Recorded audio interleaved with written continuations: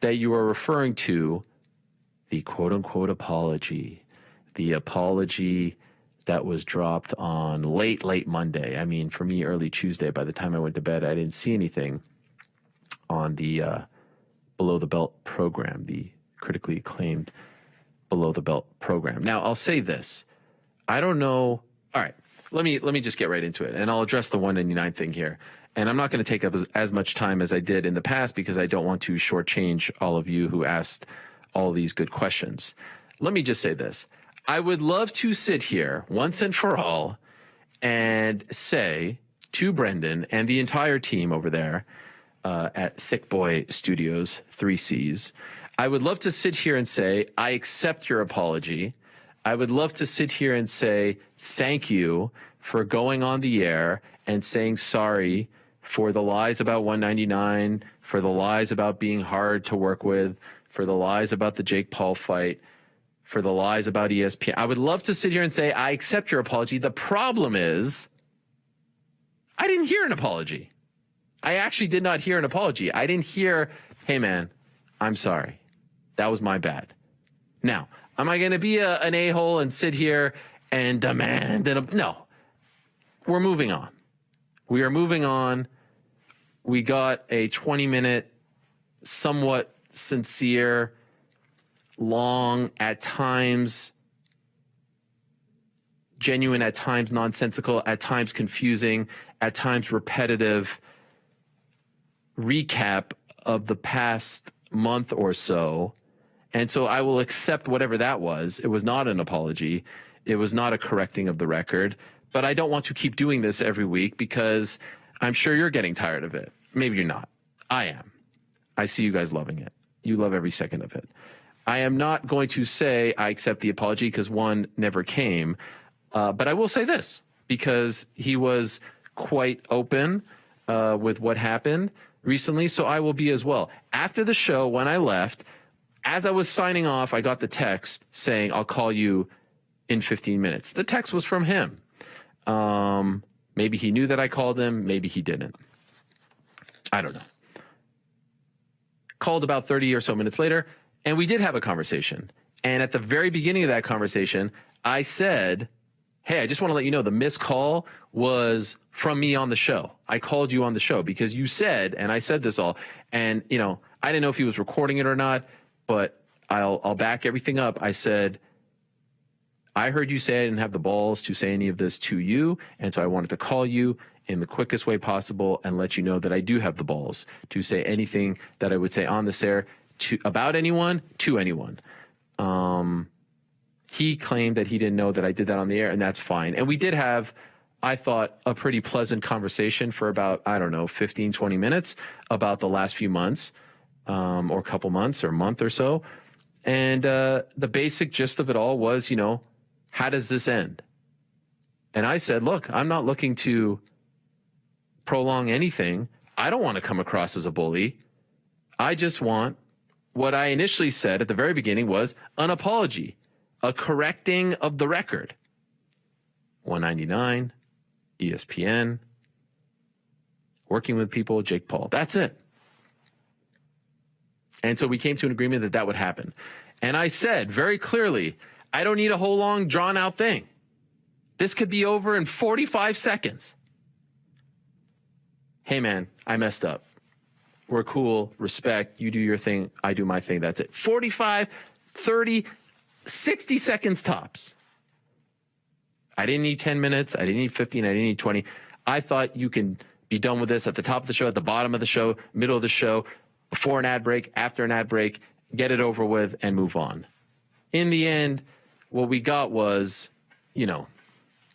this whole long thing, a bunch of statements that he didn't hear this and didn't know this and didn't hear that, which I still don't buy.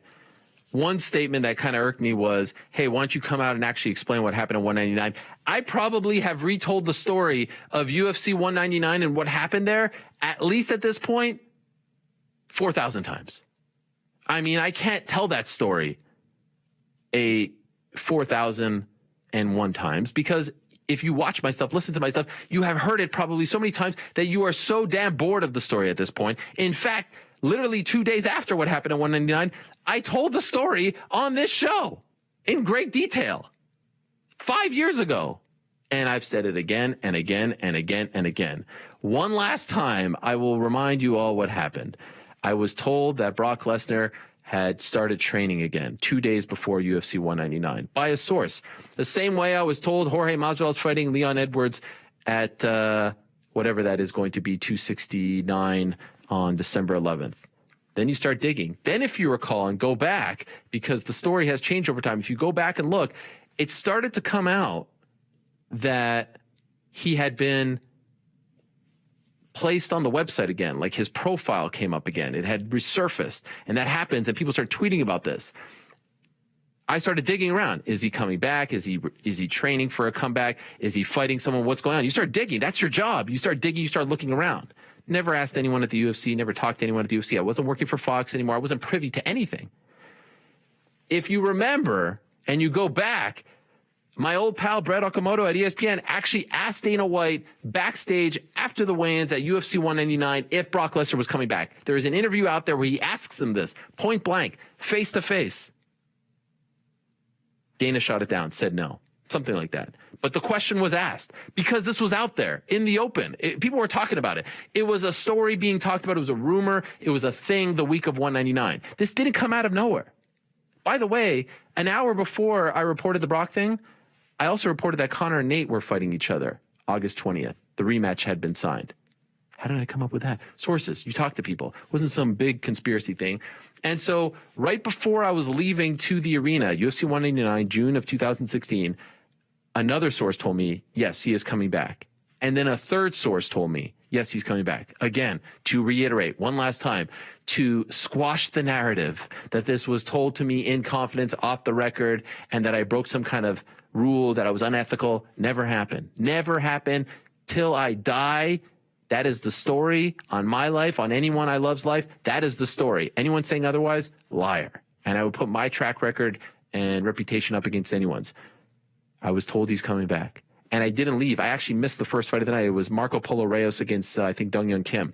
I missed that fight because I was writing it up in my hotel room. And then, of course, as you know, story gets out. I break the story, and then later on they announce it. I didn't know what the plan was. I mean, obviously, UFC 200 is coming up in a month. They're going to announce it at some point. I didn't even know who the opponent was. I didn't report the opponent. I didn't know. All I reported was that he was coming back. And that's it. Nothing nefarious, nothing unethical. I have literally told this story 15 times, but if you want it one more time, there it is. And so the way it was positioned in this thing was like, hey, you know, this is what I heard. He has no reason to lie to me. Listen, I've never lied about anything. I've always been upfront with everyone. I've addressed it 1,000 times, 4,000 times. I don't know what it is. I've addressed it. And there it is. One last time, I've addressed it. And hopefully it's the last time. I'm going to guess it's not going to be the last time, but there's the story. It was just like any other scoop that any other reporter gets. You get a little, and it's really crazy that it's turned into this thing 5 years later. But on my life, no one ever told me anything in confidence. No one ever told me anything off the record. And it's nice to see, thank you very much to Michael Bisping, to Dustin Poirier and others, people who have come out who are legends, who have great integrity, have come out and backed my own assessment of myself, that I'm good to work with, that I'm a good team and all this stuff, and that I don't stab you in the back. You tell me something off the record, I don't stab you in the back. And so that's it. I mean, for the record, Michelle Obama said the line, when you go low, I go high, not Hillary Clinton. There was this whole thing about, hey, you know, his people coming after, no one's coming after me. There's just a couple of jabrones coming after me. And I told them, as long as those people are going to come after me, they are associated with you. No one associated with this show, no one associated with me, a colleague, a friend, a brother, a teammate, a family. No one has come after him. He says that he doesn't check social media. I don't believe that, but no one has come after me. His squad has come after me.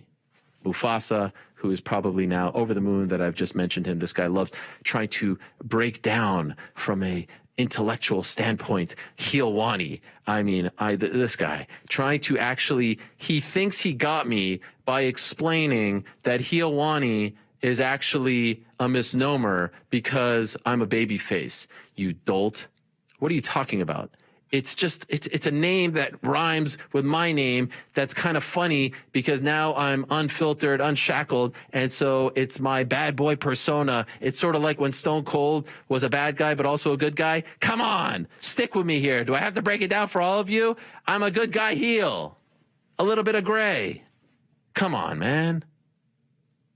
Listen, I'll never look like you. I'll never have flowing gray locks like you. I'll never have perfectly manicured facial hair like you. I'll never have abs like you. But please, stick with me here, all right? Stick with me, Bubba. But I don't mind it. He says that it was a low blow that I went to social media. I'll remind you that the Fighter and the Kid Twitter page went to social media and took shots on this segment, asking if it was too on the nose what they were saying, put journalist beef in their title, put journalist beef in their podcast title as well, YouTube title, called me the unnamed journalist. I mean, let's not pretend like you guys were taking the high road in all of this. And also, let's not pretend that what I did was too much. Let's not pretend that this was a buildup of 5 years. 5 years I had to listen to lies, dating back to 199. There are clips to back this up where I never responded. 5 years. A couple shows here, 2 months is too much? Nah, not too much. We're talking 5 years to like a month and a half. Couple of digs here and there. I see the pot shots. I see the digs. I think this could have been easily rectified in 45 seconds, but I'm moving on. That's it. I'm moving on until another one of them wants to come after me. And I hope this is a lesson to everyone out there. I've never heard from Brian. I thought it was interesting that they did this on the other show. I don't know how they decide what show they're talking about what. It's all very confusing. There's 1,000 different podcasts out there. Too many, if you ask me. Streamline that stuff. Keep it all in check. I'll say, you know what? Much love to the guy in the back with the websites, Chin. You know, it was a stray. You know, it was a drone strike. You get the point. It was a drone strike. It was a stray. I got no beef with you. I got no hate. You know, I've seen a little things, but you know what? It was a stray. Shrimp, you talked about my family. I don't apologize for that one. Dude with the, you know, the weird hair and the bizarre facial hair, I don't apologize for that one. Callan certainly don't. I mean, two-faced. You say you're going to apologize, you know. But Brendan and I'm moving on. That's it. I'm moving on. I wish I could sit here and say apology accepted, but there was no apology. There wasn't an actual apology. I never heard, I'm sorry, but it did at times seem sincere. It did at times seem genuine. And I just can't keep doing this each and every week. And then, of course, there are other people out there who are seeing this and want to be made famous. We've got, you know, Josh Thompson with his 1997 Sum 41 haircut, trying to get the rub, going on and on, taking pictures and videos of himself at the beach, and that's some sort of indication that his life is better than ours, that all is good, that he's not bothered by any of this. Meanwhile, he's tweeting about me all day and night. I had to mute him. Focus on your job, focus on your life. They're probably going to do a segment on me on their next podcast, break it out, put my picture up there, put me in the title, try to get the views, try to get the rub. Again, as Brendan actually accurately pointed out, there were a few accurate things in that soliloquy. I don't make any money off these views here. I could do this on my own YouTube channel. I don't, because this show, I'm just a guy working here. I'm just a guy with a website. I don't own this. I don't own any of this. I don't make a single more dollar doing any of this.